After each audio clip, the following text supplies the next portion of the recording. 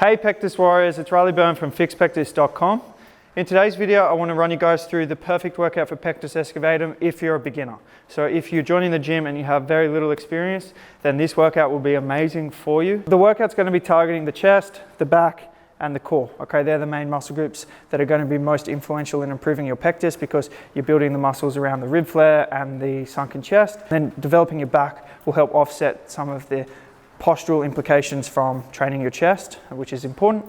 So that's why we're doing the back training. I think if people neglect back, their posture gets worse, which makes their pectus worse. So with this workout, what we're going to do to start the workout is we're going to do incline push-ups, okay? So for most of you, push-ups might be too challenging, but I find if you go on the incline, it makes it a little bit easier. So if you're a beginner, you might be able to do these rather than doing the push-ups on your knees, you might be able to just do them on an incline. So if you put your hands on something like a bench, just outside shoulder width, and then you bring your chest down, and back up. Okay, that'll be a really good starting place for you to get your push-ups in, and this is primarily focused on working the chest, so try and think about your chest as you're doing this movement. Nice, slow, controlled tempo, and you're going to do as many reps as you can. If it's too easy and you're getting like north of 20, then definitely just do the push-ups on the ground, but if you're getting anything less than 20, then this will be a good stimulus for you. Okay, so you're going to do that, then you're going to rest a minute to a minute and a half, and do it again and do it 3 times. So it'll be 3 sets, as many reps as possible, resting about a minute to a minute and a half. See how you feel and when you feel ready to do your next set. I don't think as a beginner you need to really be super strict on your rest time, just do it when you feel ready. The next movement we're gonna go into is a pull-up. Okay, this is to work the back. Now for a beginner, a pull-up, most beginners aren't gonna be able to do a pull-up, and if they can only probably do a few. So what can help is doing a band-assisted pull-up. This is probably the easy way to do it. Probably the best way to do a band-assisted pull-up is you use the spotter arms if you have like for your rig, and then you hook the band in them and stand on it. I just find some gyms you can't have the freedom to have that set up, so I'll just show you this example because it's a bit easier.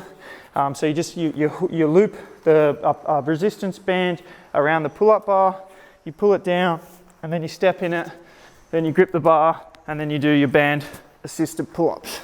Okay, so the thicker the band, obviously, the more assistance it provides.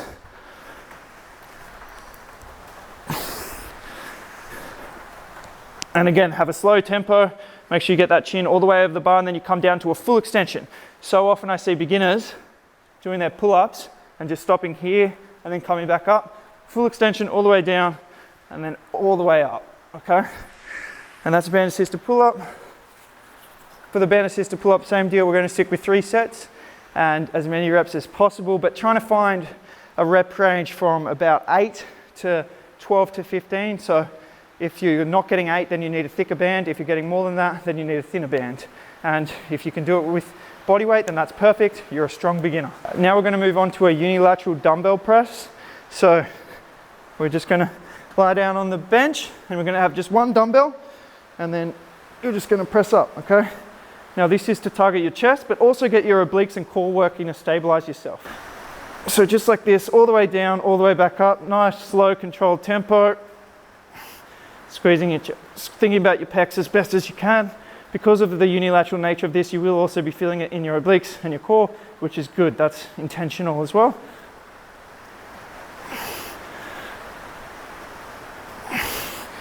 And so you're going to do about 8, we want to aim for about 8 to 12 reps, so choose a weight that makes hitting 8 to 12 reps challenging, and we want to be training it close to failure, so about 1 to 2 reps shy of failure as a beginner I think is a good sweet spot for your level of intensity, and then as you progress and get more experience, you want to be dialing that up to training to failure on most exercises. Also remember so you do one side and then you go straight into the other. With pectus, often people have asymmetries and also asymmetries in strength, so make sure you're starting with your weaker side and only matching the reps your weaker side got with your stronger side, and therefore your weaker side will get slightly more stimulus, and hopefully we can even out the imbalance ever so incrementally over time by doing that. You don't just want to do the weaker side, because then you're going to create other imbalances because there's secondary muscles working like your triceps and things. So that's what we want to do for the unilateral dumbbell press, again resting about a minute to a minute and a half. So now we're moving on to a band pull apart. So you're just going to get a light band. This is a really simple, easy exercise to do. So you're just going to get a light band and you're going to grip it just outside shoulder width, and then with straight arms you're going to just pull apart and bring it all the way back down, nice and slow and controlled. When you bring back, and then really pull apart as far as you can. And think about your traps, your mid-back, your scapula contracting, okay? This is for your postural element of this, okay? So we really want to focus on keeping those shoulders back, chest proud, ribs down. Don't let the ribs arch as you do it like that. Want to keep the ribs down and really focus on those back muscles. For the band pull apart, due to the nature of the band being quite light and it's hard to hit like closer to failure, I think this needs to be a higher rep exercise. So we want to aim for about 20 on this movement, okay? 20 reps and really kind of slow down the tempo, feel the contraction, and really trying to get those back muscles working. And then the last exercise to finish this off with the core is just a plank. Super simple, easy exercise everyone can do. And so we're just going to do an elbow plank. With the plank, we don't want our lower back sagging like this. We also don't want to be up like this. We want to just keep a nice neutral position. Okay, keep your core and ribs engaged. And we're just going to hold the plank for a beginner. I think if you can get anything north of 30 seconds is good. Aiming for around a minute would be amazing. And really push yourself. You'd be surprised how long you can hold a plank for. With the plank, you're just going to do it for as long as you can. Rest a minute, do it again. Rest a minute, do it again. So it'll be 3 sets of the plank as well. And that's it for the beginner workout. 5 exercises, 2 chest, 2 back. One of the chest exercises is also going to be working your obliques and your core. And then we're also getting the core in the plank. It's a great workout for pectus. Simple, 5 exercises, 3 sets of each one. It'll probably take you 40 minutes, and yeah, it's a really good starting point.